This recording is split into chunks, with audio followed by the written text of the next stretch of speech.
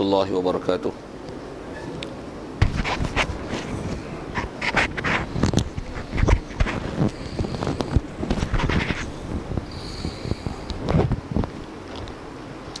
Alhamdulillahirabbil alamin. Wassalatu wassalamu ala asyrafil anbiya'i wal mursalin wa ala alihi wa sahbihi ajma'in.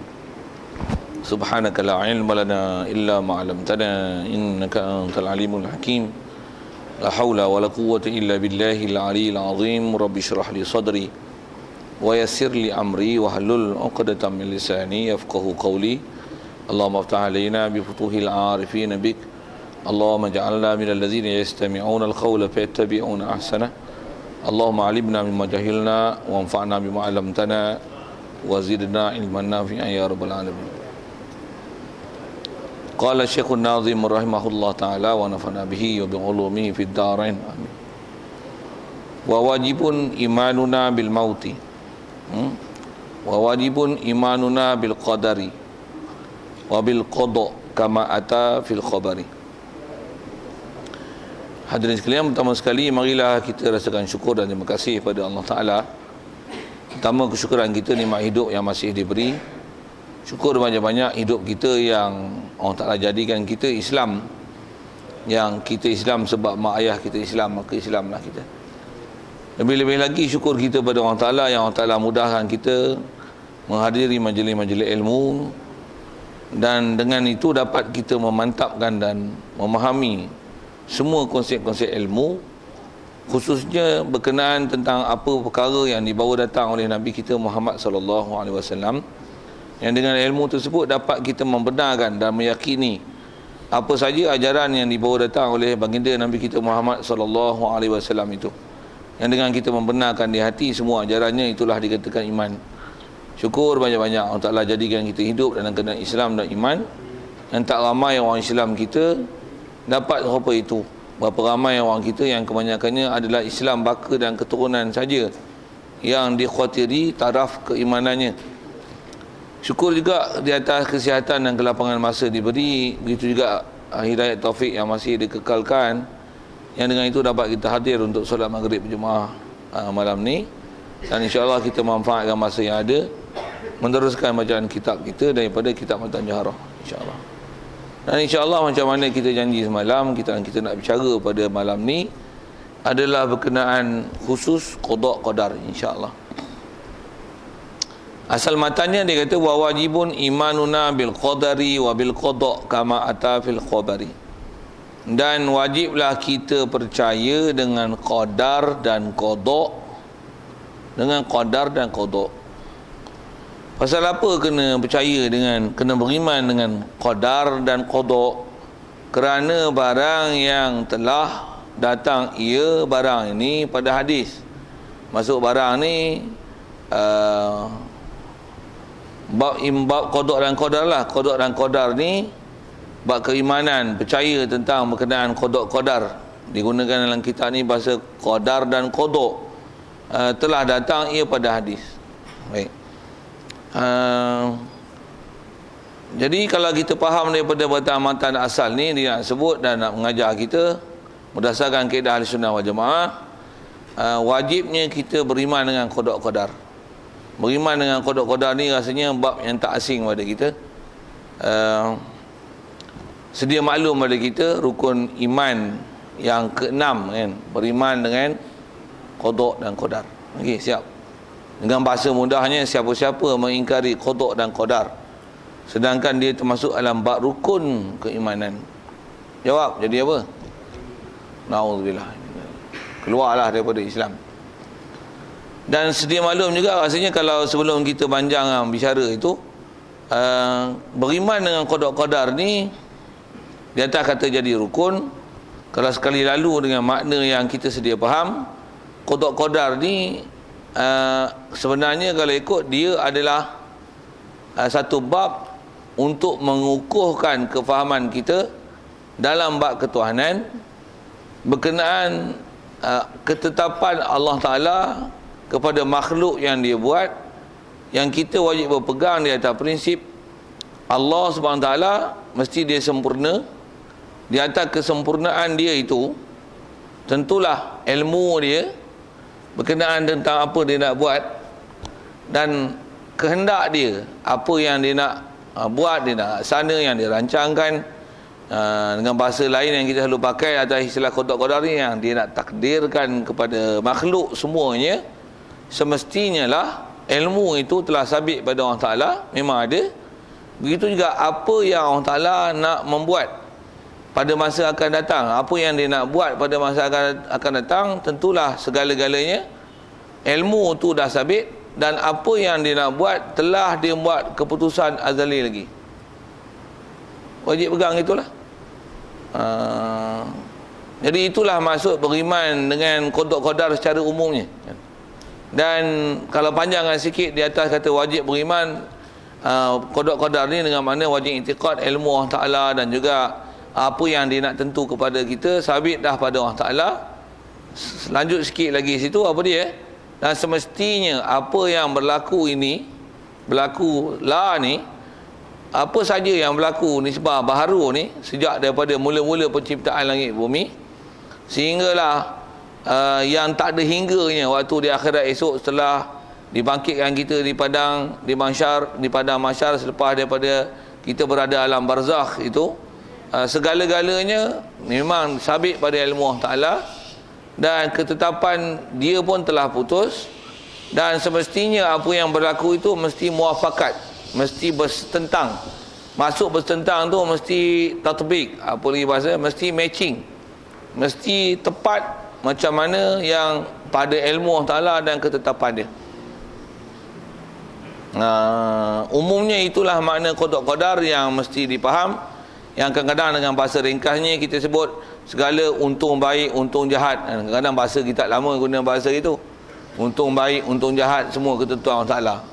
Cuma jangan diperbodoh-bodohkanlah bahasa itu. Bukan maksudnya untung baik, untung jahat tu maksudnya dia dapat untung baik ni dapat untung banyak, untung jahat ni untung sikit. Jangan buat bodoh itu. Sikitlah bahasa bodoh tu. Pasal maksud yang dikendaki dengan untung baik, untung jahat itu adalah ketetapan Allah Ta'ala. Sama ada perkara itu dia nak tetapkan apa yang istilahnya nama baik ataupun apa yang diistilahkan jahat, itu semuanya adalah nisbah ilmu dah sabit.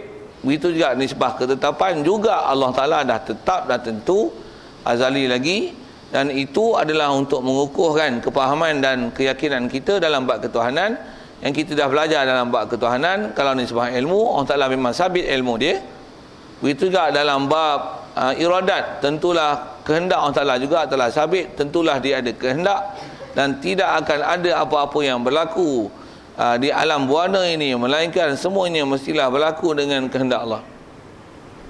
Pandang pada sudut dalil, ayat Qurannya, hadisnya berkenaan tentang wajibnya beriman, semua yang berlaku ni ialah dengan kehendak Allah Ta'ala, ataupun bahasa lain, takkan ada apa-apa yang berlaku melainkan dengan kehendak dia, dan semua tu telah termaktub, telah tersedia, qadim, sabit pada ilmu Allah Ta'ala. Semestinya kita yakin, pasal itu adalah melengkapkan keyakinan kita kepada Allah Ta'ala, yang kata Allah, dia mestilah Tuhan yang sempurna, dia tak hajat pada sesuatu, antara tak hajat dia pada sesuatu mestilah sabit pada dia ilmu dan kehendak. Siap. Itulah prinsip qada sekali lalu yang kita mesti faham dan yakin. Dan kalau ada apa-apa permasalahan, soal tu tentu Tuhan kata wajibnya beriman, bahawasanya apa yang berlaku pada kita ni mestilah sabit dengan ilmu dan ketetapan Allah Ta'ala. Itu tak ada kompromi nak bertolak ansur dari segi kepahaman, tak ada. Tentu tu soalan sebelum nak lanjut. Kalau ada apa-apa muskil, terpelengong, terbodoh, buah pergi tu, yang tak apa nak faham, yang kenapa pula macam ni, kenapa pula macam ni, yang terbengong, buah pergi lah bahasa-bahasa seumpama itu, yang tak apa nak kejap faham, dulu faham macam ni, ada orang kata macam ni, okey.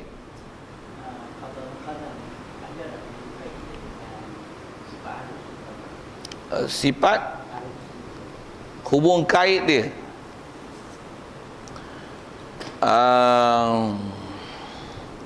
Soalannya, adakah sifat qada qadar, bab qada qadar ni berhubung dengan sifat harus pada Allah Ta'ala?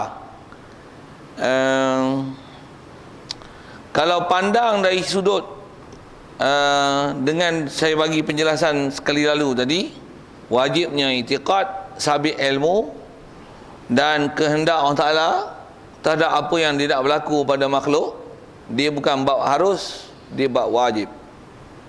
Di sebaliknya, mustahil, tak ada ilmu, tak ada kehendak, dia bukan bab harus. Kalau pandang dari sifat harus tu, dia bukan bab sifat harus, pasal dia ialah bab wajib. Itu yang wajib i'tiqad, qada qadar. Jadi kalau atas sabit ke harus tu, pasal bab qada qadar ni dia bukan bab harus. Boleh ke Allah Ta'ala tentu? Kita bukan masalah boleh. Kita ialah masalah bicara bab qada qadar ni wajib i'tiqad. Apa yang berlaku adalah mesti sabit dengan ilmu dan ketetapan dia. Kalau pandang bab harus, dia boleh tak Allah Ta'ala buat? Boleh, memang boleh. Yang tu bab harus kan. Bab qada qadar dia bukan bab boleh tau. Mesti macam mana sabit dengan ilmu dan kehendak dia, tanpa ada apa-apa sebarang perubahan, dan semuanya dah sabit dengan ilmu Allah Ta'ala dan ketentuan dia. Kalau nak kait pun dengan bab harus, macam ni, apa dia? Apa yang Allah Ta'ala nak buat ini, nisbah apa dia nak buat ialah benda harus, bukan benda wajib pada dia. Tapi semestinya benda harus yang dia buat itu mesti muafakat dan tepat macam mana ilmu dia dan kehendak dia. Itulah kaitan dia dengan qada qadar. Kalau atas kata perkaitan itu, atas kata nisbah wajib iman, dia bukan bab sifat harus. Cuma atas kata perkara yang harus, itulah tentang makhluk. Apa hal yang ada pada makhluk, apa yang berlaku pada makhluk, nisbah Allah Ta'ala nak buat tu adalah harus. Tapi wajib i'tiqad bahawasanya apa yang berlaku pada makhluk itu mesti muafakat dengan bab ilmu dan kehendak Allah Ta'ala. Kalau tengok perkaitan tentang tu, dia punya apa, connection, Bofi bahasa Inggeris juga, perkaitan dia, hubung kait dia dengan bab harus. Nisbah keimanan wajib i'tiqad. Okey, ada apa lagi? Ya.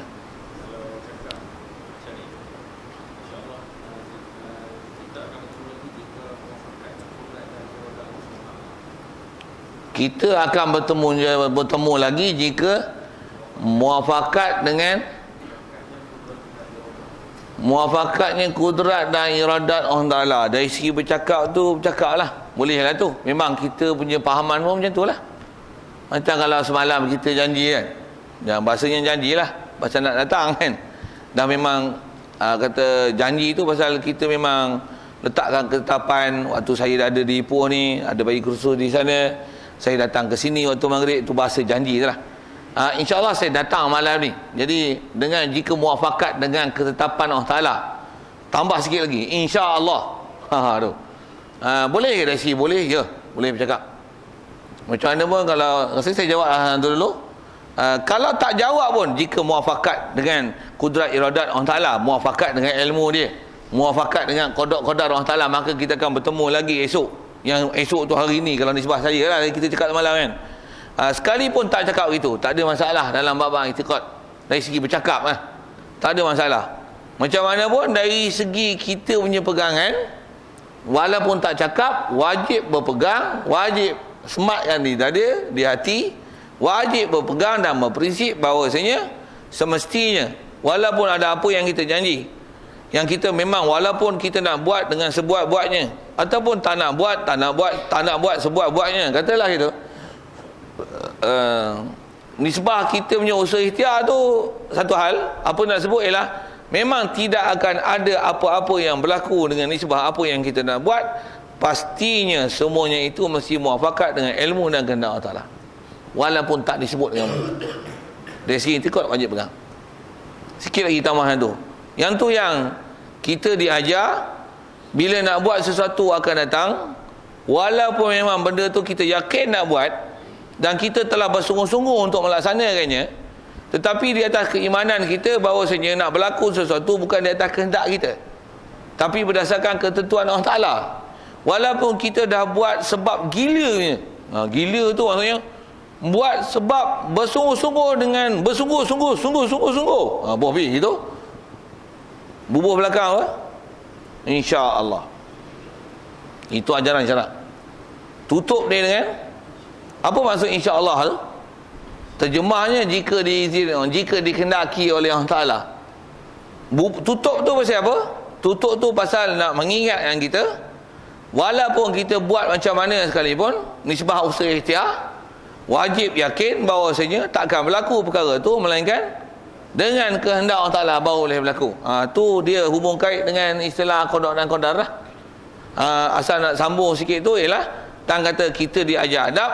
Setiap apa yang kita nak buat akan datang, walaupun memang benda tu memang pasti kita nak buat, tutupnya insya-Allah.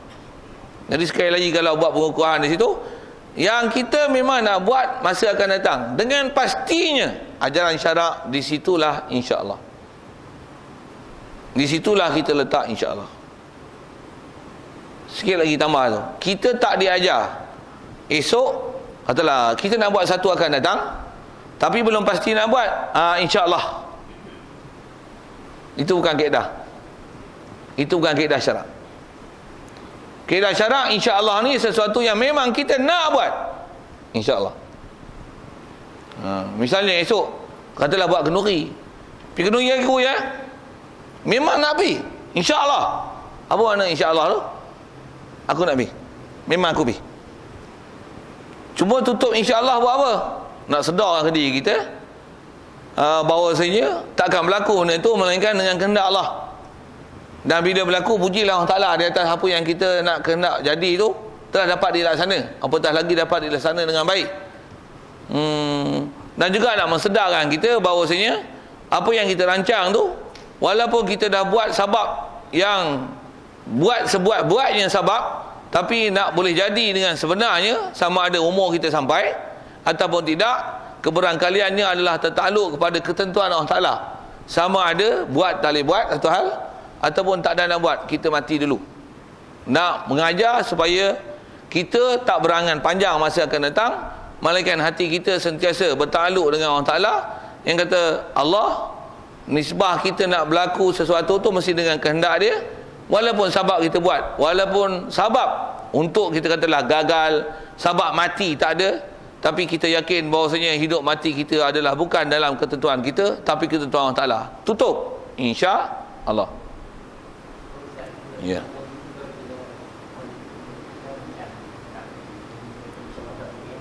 Dari segi kaedahnya tak betul insya-Allah itu. Kalau atas kata ulama, dia kata prinsipnya ni, qul insya-Allah tahqiqan. Maksudnya kau katalah insya-Allah apa benda yang kau nak buat dengan yakin. Maksudnya benda yang memang kita yakin nak buat. Bahasa yakin tu memang confirm nak buat. Kau putih sikit. Pasal supaya nak faham betul-betul tu. Masuk confirm tu, yakin tu, memang kita bersungguh-sungguh nak buat, memang pastinya nak jadi perkara tu, tutup dia insya-Allah. Itu ajaran. Buat misal lah, kalau katalah kita buat dealing sesuatu perkara, tarikh, masa dan sebagainya, kalau bab mengajar ke bab mengajar, tutup dia insya-Allah. Katalah ceramah Maulidur Rasul ke, boleh datang ke ustaz? Buat misal ke saya lah, insya-Allah. Apa maksud? Memang nak datang. Itu kaedah. Kalau tak mau mari tu, memang tak mau mari, aku tak datang, sorry.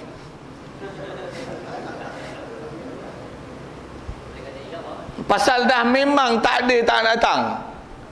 Tak ada lah nak datang, memang tak ada. Pasal bila tak ada kehendak, memang tak sampai. Yang tu memang tak sampai tau. Bila kita ada kehendak nak sampai, yang tu yang belum tentu sampai. Pemanih ni yang kadang leceh. Sebut leceh, saya sebut leceh siapa? Pasal kita diajar menggunakan CP syarak insya-Allah ni pada tempat yang kita tak pasti, sedangkan yang disuruh insya-Allah pada tempat pasti.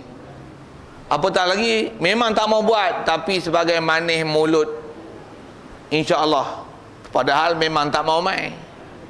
Nanti kata tak mau mai, kata apa pula? InsyaAllah. Padahal dengar, kata insya-Allah tu confirm tak mai. Yang selalunya yang dia kata nak main tu, dia kata macam mana? Hai kenduri hang, takkan aku tak main. Hai kenduri hang, takkan aku tak main. Selalu kita diajar macam tu. No. Hak kenduri yang memang kita nak main tu, hak tu lah insya-Allah. Yang memang tak main tak, sorry. Terima kasih di atas undangan. Hari tu aku ada kerja kat Ipoh, aku tak boleh pergi kenduri hang. Sorry tak boleh tinggal majlis tu pasal nak pergi kenduri hang. Very sorry. Minta maaf, excuse, siap-siap. Kalau keberangkalian tu boleh ada tak ada, nak pergi tak pergi. Tak berapa nak rajin lah pergi kenduri hang. Begitu, tak berapa rajin lah nak pergi kenduri hang. Tambah pula aku kenal lah hang, duk muzik, duk joget lambak lah. Macam orang tak mengaji je. Boleh tu. Aku tak teringin lah pergi kenduri hang. Macam ni lah, aku tak pergi lah. Boleh. Pasal kita kadang-kadang pemanis mulut tu, padahal tempat tu pemanis mulut untuk apa benda yang kita pasti nak buat. Pemanis di situ. Pemanis mana? Pemanis dari sudut kita yakin kita nak buat tu di atas ketentuan Allah Ta'ala. Walaupun kita buat sabab subuh gila punya. Tu bahasa tu. Sekali lagi nak jerit bahasa tu. Buat sabab gila punya. Kita yakin bahawasanya hidup mati kita adalah dalam ketentuan dia. Belum tentu kita boleh sampai hari untuk pergi buat. InsyaAllah. Tapi maksud insya-Allah tu apa? Memang kita beri komitmen besar untuk pergi tempat tu. Itu maksud insya-Allah yang asal syarak. Jadi saya syarah ke insya-Allah lah, panjang lah. Bila dalam SMS dia pula insya-Allah boleh. Telefon lah kita. Ya. Lepas tu? Insya-Allah dia insya-Allah lah. Adakah macam mana? Tu dari segi prinsip sama lah. Maksudnya kalau dalam mesej dia kata boleh kan datang ni, insya-Allah. What's the meaning? What's the meaning? The same lah. Okay. I answer English. Answer English. Wow, that's better lah. Okay. That's good. Okay. Any question? Any more question? Okay.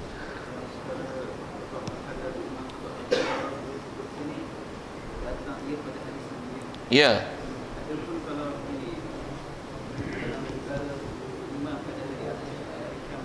Ya.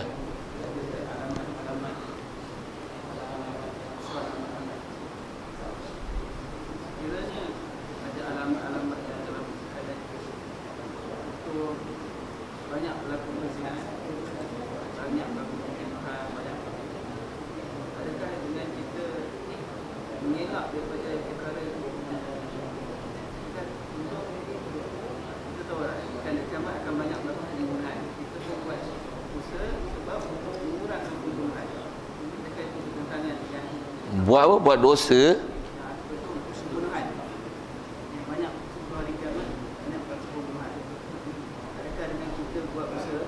Buat usaha.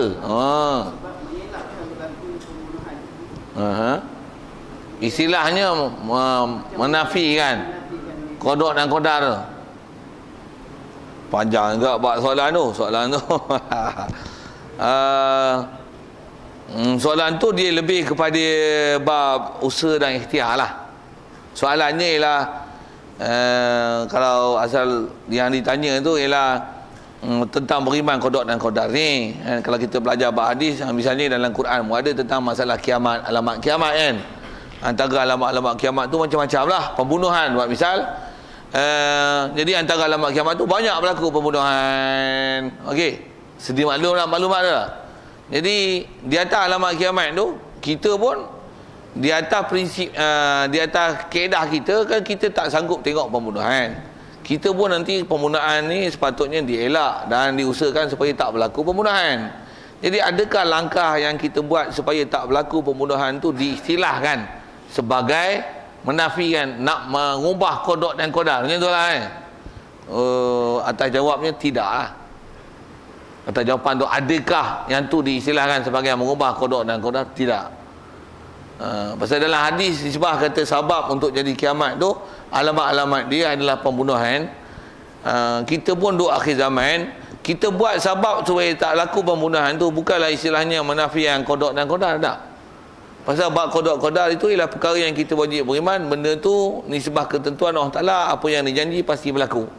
Bab kodok kodar ni adalah bab ketuhanan yang mesti diyakini Apa yang berlaku mesti ketetapan Allah Ta'ala. Itu prinsip asal. Adapun bab mengelakkan supaya berlaku pembunuhan, jangan ada pembunuh, itu adalah bab kita berkaitan dengan pentaklifan usaha dan ikhtiar. Tidaklah dengan kita beriman pada qada dan qadar, lepas tu tengok pembunuhan, kita kata macam mana? Dah nasib akhir zaman, banyak pembunuhan, nak buat macam mana? No, sesat dekat itu. Dari segi istilahnya kategori Jabariyah lah. Pasal menyerahkan pada qada qadar. Soal lah, adakah itu artinya beriman dengan hadis? Bukan beriman dengan hadis, bodoh dengan arahan dan suruhan. Bukan beriman dengan hadis tu. Nisbah berlakulah kan, dan kita yakin bahawa memang mesti berlaku berdasarkan ketentuan Allah Ta'ala. Tetapi di atas menafikan usaha ikhtiar, satu kalau menafikan, ataupun membiarkan gejala yang tak elok itu di atas seolah-olah macam mengimani apa dalam hadis, sedangkan dia tak membuat apa-apa ikhtiar dan sabab dan menjunjung perintah untuk mengelakkan apa-apa yang nama mudarat, pembunuhan dan sebagainya. Dia tak usaha di situ. Itu istilahnya menafikan usaha ikhtiar. Itu istilahnya berserah kepada takdir bulat-bulat tanpa buat apa-apa ikhtiar. Itu nama Jabariyah. Salah tu. Jadi nak buat macam mana? Sepatutnya memang kena buat usaha ikhtiar untuk mengelakkan apa-apa pembunuhan dan gejala-gejala yang berlaku lah. Nisbah taklif lah tu. Jadi taklah bermakna kita membuat sabab untuk supaya tak berlaku pembunuhan itu seolah-olah melambat-lambatkan proses berlaku kiamat. Tak diistilah itu, dan dari segi kita membuat usaha ikhtiar tu taklah dihukum salah, dan tak pula itu menafikan hari kiamat. Tak menafikan alamat kiamat. Tak pula hukum menyanggah ketentuan Allah Ta'ala. Tidak. Pasal yang bab kita bicara ni, qada-qadar ni ialah di atas prinsip nisbah ke Allah Ta'ala, kita wajib i'tiqad dia sempurna, semestinya apa yang berlaku berdasarkan ilmu dia dan ketentuan dia. Selesai dah bab tu. Dan nisbah kita buat usaha ikhtiar, kita buat berdasarkan apa yang ditaklif kepada kita, buat benda yang baik, elakkan apa-apa mudarat. Prinsip asal macam tu, nama dan istilah dia. Kita tengok kereta nak langgar kita duduk tengah jalan, buat macam mana? Boleh tak macam ni? Kalau takdir Allah Ta'ala aku mati dengan sebab kereta berlanggar ni, maka matilah aku. Kalau ditakdirkan aku tak mati, pastilah ada orang yang akan menyelamatkan aku. Padahal dia tak selamatkan diri dia. Dia tak usaha ikhtiar, dia tunggu situ. Okey tak? Namanya bunuh diri. Bukan beriman dengan qada qadar tu. Kuat sikit. Itu bukan nama beriman dengan qada qadar. Tu nama bodoh, sekali lagi bodoh tu. Di atas perbuatan dia tu, itu namanya bunuh diri. Apatah lagi macam ni, dia ada putus cinta dengan seseorang, naik bangunan 40 tingkat, terkojun. Kata apa? Nak terkojun tu dia kata macam mana? Kalau Allah Ta'ala takdirkan aku mati lompat bangunan 40 tingkat ni, maka semestinya lah aku akan mati. Tapi kalau ditakdirkan aku tak mati, lompat 1000 tingkat pun kalau jatuh aku takkan mati. Okey tak? Sekali lagi, bodoh. Okey, saya geram saya cakap itu. Saya tak boleh, pasal benda tu prinsipnya salah. Itu tak istilahnya nak uji iman. Tu nak tengok iman aku kuat tak kuat, aku percaya tak percaya dengan qada qadar. Jangan nak buat ayat sesat itu. Pasal prinsip bertindak, kita tak dibenarkan membuat apa-apa mudarat beralasankan nak tengok aku yakin tak yakin dengan qada dan qadar Allah Ta'ala. No. Ambil pisau kerat, aku nak tengok yakin tak yakin. Yang beri mudarat ialah Allah Ta'ala, bukan pisau. Ambil pisau irih. Okey tak? Jawab. Siapa kata okey, aku sepak lagi. Tak ada nak sepak ni, sakit tak sakit. Jangan buat itu tau. Ataupun macam ni, aku nak yakin api beri mudarat ke tak beri mudarat. Ambil minyak petrol, lorong curah buat mandi tu, tu cucur dengan api. Aku nak tengok api beri mudarat ke Allah Ta'ala bagi mudarat. Jangan buat kerja itu. Dan tak pernah disuruh pun. Bukanlah dengan beriman pada qada dan qadar di atas kata nak tengok kita beriman tak beriman, yakin tak yakin dengan kodok-kodok ketentuan Allah Ta'ala di atas kita itu, kita pergi buat benda-benda yang istilahnya memudaratkan, beralasan kan beriman dengan kodok dan kodar. No, that's wrong thing, you know, wrong prinsip. Salah, bukan saja wrong, sesat weh. Itu yang kata kalau nisbah mati, hukum bunuh diri, hukum membuat satu yang mencampak diri dalam kebinasaan. Tu. Terus saya jawab soalan. Itu nanti saat memang nak sebut tu. Atas nama mubram dan mu'allaq tu kan. Sambung pergi lah. Soalannya boleh tak terangkan mubram dan mu'allaq? Memang ada perbincangan menyentuh dalam bab akidah. Saya ringkas macam ni. Apa mubram dan mu'allaq? Mu'allaq maksudnya bergantung, berkait. Buat ni jadi ini, buat ni jadi ini. Mubram maksudnya satu ketetapan. Saya duk ngaji, antara guru bagi penjelasan mudah macam ni. Mana mubram, mana mu'allaq? Bab ketetapan Allah, keyakinan kita ke Allah Ta'ala, mesti apa yang berlaku berdasarkan apa yang Allah Ta'ala ketahui dengan ilmu dia, dan apa dia tentu. Itu adalah mubram. Memang tak berubah, pasti. Ilmu Allah Ta'ala dan ketentuan dia pasti, takkan ada apa-apa perubahan. Itu pun kita dah belajar prinsipnya itu. Yang mu'allaq ni apa? Yang mu'allaq kat kita. Hang lapar makan kenyang lah. Hang bodoh hang mengaji, pandai lah. Kalau hang bodoh hang main mengaji pun hang tidur, bodoh lah. Tak faham lah. Boleh faham? Tu apa? Mu'allaq. Pasal dia berkaitan dengan sebab-sebab. Hang buat macam ni, dia ialah cause effect. Mu'allaq ni, buat ni jadi ni, buat ni jadi ni. Walaupun dalam masa yang sama, wajib i'tiqad, apa yang berlaku tu nisbah kat kita mu'allaq. Buat ni jadi ni, buat ni jadi ni. Apa yang berlaku, macam mana dasar kita belajar bab i'tiqad? Kalau relate dengan apa belajar iman qada dan qadar, wajib i'tiqad, jadi itu mesti dengan ketetapan Allah Ta'ala. Sama ada kita buat ikut peraturan ke tak ikut peraturan ke, jadi tak jadi, mesti semua ketentuan Allah Ta'ala. Jadi atas soalan mubram mu'allaq tu, yang mubram mana? Yang di ilmu Allah Ta'ala, yang apa Allah Ta'ala tentu, itu adalah mubram. Memang tak berubah. Sikit kalau tanya gini, Allah Ta'ala dah tetap belum ajal kita? Ke ajal kita berdasarkan apa yang kita usahakan untuk tentu ajal kita? Tak. Bab Allah Ta'ala jangan duk silap tu. Wajib i'tiqad Allah Ta'ala memang dah takdirkan, dah tentukan dengan pastinya bila ajal kita. Kita tahu ajal tu tak? Okey, kalau tak tahu ajal, apa tindakan atas kita? Elakkan sebarang sebab untuk mati. Antaranya jangan hisap rokok. Sepak pihak tu. Pasal apa? Itu sebab mampus weh. Sebab pendek nyawa, sebab penyakit. Betul? Elakkan apa-apa yang menyebabkan nyawa. Dari segi disebab hukum, pergi tengok apa hukum rokok. Kalau ada ulama kata haram dengan bahas mereka kata haram, haramlah hisap rokok, haram dah berdosa. Satu hebat haram. Tapi pandang pada sudut apa yang nak sebut ialah tentang mu'allaq tadi tu. Jadi nisbah kat kita, kita tak tahu bila ajal. Jadi apa nak buat? Kita tak tahu ajal. Jadi apa sebab untuk pelihara nyawa, wajib jaga. Apa sebab untuk hilang nyawa, wajib hindarkan. Itu prinsip. Ajal tak tahu. Nak sebut tentulah istilah mu'allaq kat kita tu. Kat kita mu'allaq. Jadi mu'allaq maksudnya apa? Kena usahakan sabab-musabab, cari benda manfaat, tolakkan benda mudarat. Itu prinsip.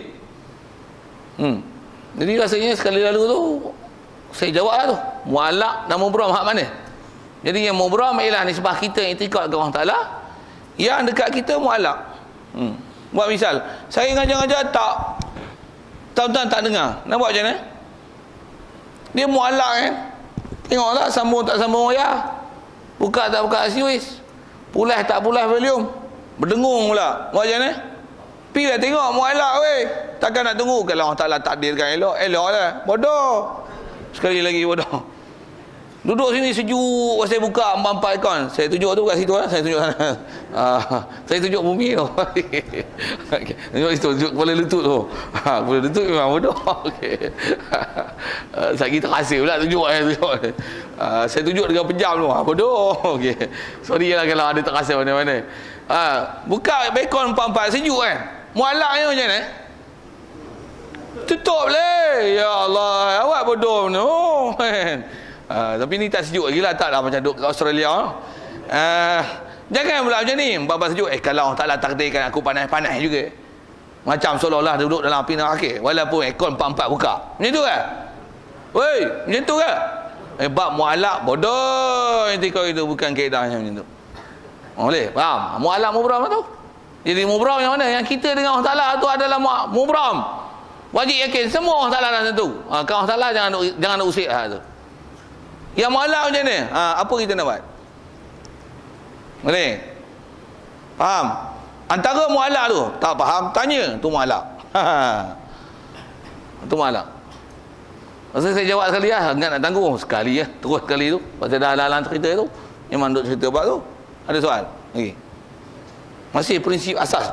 Bab kodok-kodok sebelum saya sebut yang agak rumit untuk dipaham, yang saya kata ikut Asy'ari Maturidi apa tu. Dia ilmiah sikit. Yang ni prinsip umumnya kalau tak faham apa dia kodok, apa dia kodar, siapa-siapa tak faham tu, prinsip umum mesti faham macam ni dengan betul, jangan duk silap. Ada? Okey, ya. Ya, sila tu. Ya. Kalau asal makna istilah bahasa memang asal khabar tu mana hadis. Kalau sini dia kata apa? Ya, datang pada hadis. Pasal istilah khabar ni, kalau istilah-istilah kitab tak itlakkan khabar, melainkan khabar tu adalah masuk al-khabar adalah hadis. Kalau disebut nas, biasanya nas boleh jadi Quran hadis. Tapi al-khabar, sebut al-khabar ialah hadis. Contoh, nama lain bagi hadis ialah al-khabar. Apa dia? Ada beberapa istilah itu lama tak sebut, tak apa ingat. Tapi al-khabar, al-hadis ialah al-khabar. Al-khabar adalah hadis. Atas soalan tu saya jawab. Lain.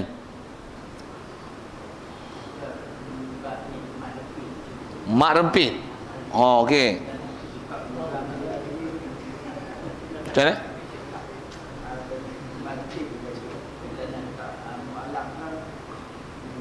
Mubram ke?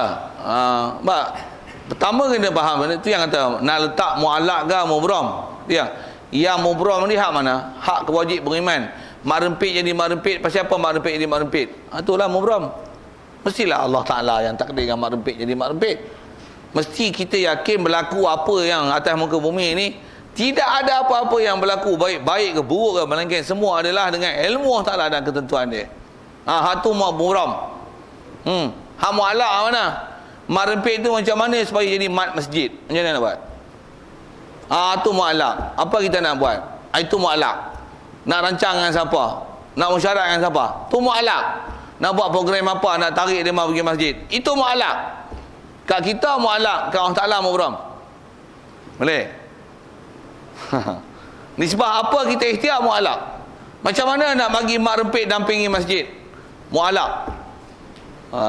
Kita buat, tengok tak main ke? Macam mana? Mubram. Itu bukan kerja kita. Macam mana pun kat kita mu'alak. Tengok tak dikesan. Kat kita mu'alak lagi tu. Buat lagi program yang kedua. Tak main juga, mu'alak. Tengok mampu merempit. Mubram. Tu, boleh? Kita bukan nak je tu. Boleh? Nisbah kita nak ni. Macam mana? Kita buat. Tengok main masjid. Macam mana? Mubram. Allah yang memang dah tentu dia, bukan kita. Cuma atas faktor sebab, efek, tu yang mu'alak dengan kita. Tu yang ditaklif kat kita. Kat kita mu'alak.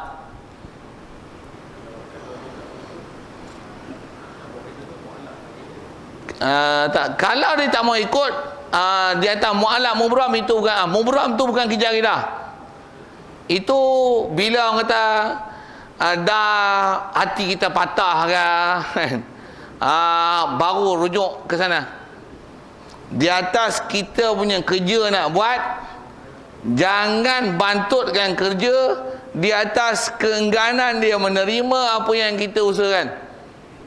Itu ajaran syariat. Nak kata dia nak lani memang tak ikut, akan datang nak ikut, tu kita tak tahu kan. Tu mu'alak di atas apa kita usahakan. Itu sampai kiamat. Selagi tak selesai kerja kita, selagi tak selesai kerja dia, dengan bahasa lain, Kalau sebab dia mati ataupun kita mati, selagi itu istilah mu'allaq tu berkait rapat dengan kita. Selagi dia tak selesai, selagi itu taklifan dakwah kat dia ada. Kat kita pula, selagi itu tanggungjawab kita ada untuk usahakan dia. Itu adalah mu'allaq. Katalah sedih hati, apa aku nak buat ni. Yakinlah semua tu adalah ketentuan Allah Ta'ala. Okey, nisbah tentu tu balik pada qada qadar. Ada semalam kita bicara ba'adab. Kita buat tu berjaya tak? Tak berjaya. Tak berjaya ni benda elok tak elok? Tak elok kan? Apa silap aku, dia orang tak mau ikut. Tu buat kita. Buat kita. Buat kita. Apa aku buat lagi supaya nak tu wajib taklif, ada taklif tu. Tengok berjaya. Aku tak ada apa pun, aku buat bukan apa pun, tapi dia orang nak ikut main masjid. Allah yang beri semua. Aku tak ada apa. La haula wala quwwata illa billah illa aliyyil azim. Memang akidah kita diajar kita. Tu baru orang beriman betul, betul power. Tak betul prinsip tu. Tengok berjaya mak rempit di masjid kan. Kalau tak ada aku, siapa yang akan memberi hidayat pada mak rempit? Out pasal apa? Kenapa jadi itu? Tak faham prinsip mu'allaq dan mubram tadi. Kat kita mu'allaq lah, kita buat sebab. Siapa yang bagi hidayat? Allah. Balik hak mubram. Allah Ta'ala yang sebenarnya takdir kan. Dia orang dapat hidayat sebab kita. Tapi bukan kita bagi hidayat. Tak ada. Kita sabak ya. Kita buat kerja lah.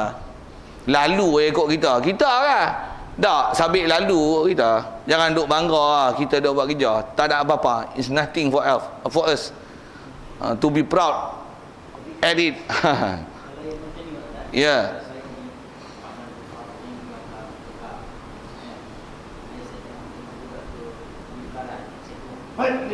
Ya. Ya. Itu mu'allaq tu. Ya. Nisbah kita buat tu mu'allaq Cuma kita buat, buat apa tu? Itu mu'allaq lah, kan? Atau macam ni, tak boleh buat tu, salah tu. Tu pun mu'allaq juga. Mana satu nak jatuh dalam hati dia, kita tak tahu. Katalah kita, itu. Dia tengok kita lain macam je. Ni orang tak apa betul ke apa ni, duk cekak-cekak aku. Kita buat style lain pula. Kita pun tengok ke dia, dia tak makan cekak rupanya. Adik, tak boleh buat macam tu, salah. Salah lah. Maaf adik. Dia berubah tu pasal apa berubah? Pasal kita lah. Lalu kot kita. Siapa yang bagi ubah? Allah. Ya.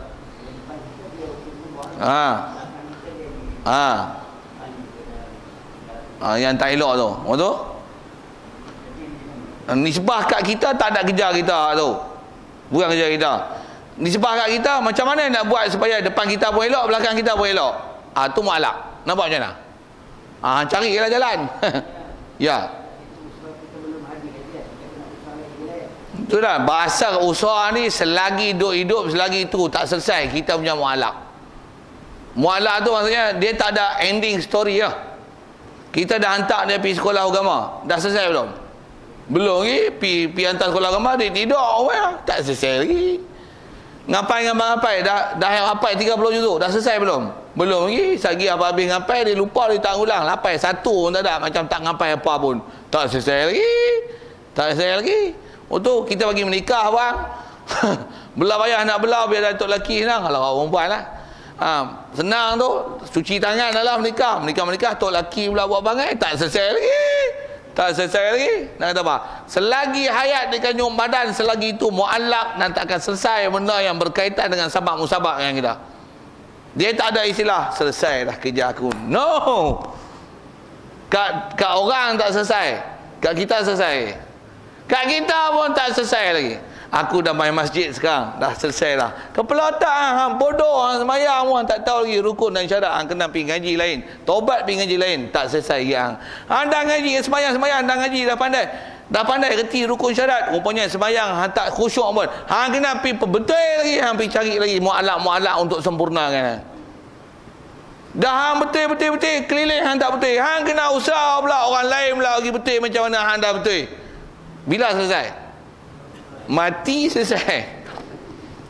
Selagi hayat di kandung badan, selagi itu kat kita mu'allaq kat kita untuk kita usaha kebaikan, mu'allaq ke orang untuk kita usaha untuk dia mendapat kebajikan. Mu'allaq. Berlaku tu mesti semuanya balik pada mubram. Qada dan qadar Allah Taala. Kat kita tak ada sikit pun. Cuma atas adab tu. Yang baik macam mana? Tu yang kata marempit berjaya di masjid kan. Allah yang beri. Tengok marempit rupanya di Bosia kan. Alamak. Dah lah rempit jadi Bosia lah. Tu bojan pula. Alamak pening kita. Tu buat macam mana? Tu macam mana tu? Apa silap kita? Duk nak bagi jadi rakam masjid, jadi rakam bojan. Tuan-tuan tak faham bahawa dia tu tanya lain lah. Tapi dulu ada istilah macam tu kan. Nak kata apa? Tu apa? Tu malak kita fikir. Yang buruk ni sebab kita apa silap aku Aku harap main masjid rupanya lagi teruk dah dulu. Aku harap merempit dia bawa 120 jadi 80, rupanya jadi 210. Apa silap kita? Apa lah. Rujuk yang buruk ni sebab kita. Usaha lagi. Masa saya jawab soalan.